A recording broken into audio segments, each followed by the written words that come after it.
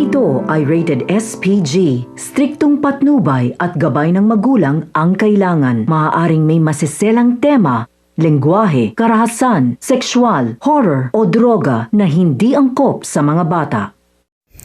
Dahil tumawag nga itong si Marge, ay hindi nga natuloy o naudlot nga ang plano sana nitong si Paulo at nitong si Thea na magsasama nga sila sa hotel. Dito na nga sinabi nitong si Marge na nakakita nga niya sa cellphone niya na itong si Paulo nga ay nasa hotel. Bigla namang pasok nitong si Thea at dito niya na nga sinabi na nagtampo nga ang kliyente dito nga kay Paulo dahil nga bigla itong umalis at iniwan ang nasabing kliyente. Nagmukha tuloy istorbo ito nga si Marge sa trabaho nitong si Paulo. Nakangiti naman noon si Thea dahil pakiramdam nga niya ay nalusutan na naman nila itong si Marge. Subalit sa totoo lang ay nabibisit siya dahil pakiramdam niya ay yun na sana ang chance nito nga si Thea na muling makasama itong si Paulo.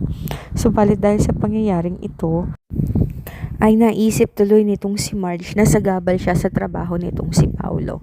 Noong mga oras na yon ay nakonsensya itong si Marge na sa totoo lang ay tama naman talaga siya. Ngunit dahil na rin sa mga palusot na ginagawa nitong si Thea, kaya tuloy nagmumukha siyang kontrabida sa trabaho nitong si Paulo. Samantala, dahil hindi nga natuloy sa hotel ay kinabukasan nagpaalam nga itong si Paulo dito nga kay Marge at sinabi nga niya na mag-overtime siya. Wala nga siyang kaalam-alam na pinaplano din pala ni Marge na ipahatid ang pagkain niya dito sa kanilang katulong na si Weng.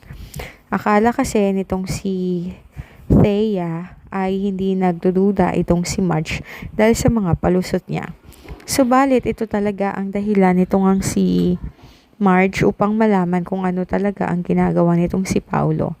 Nang hinatid nga ng katulong ang pagkain nitong si Paulo, ay hinasaktuhan nga niya na may ginagawang milagro ang dalawa.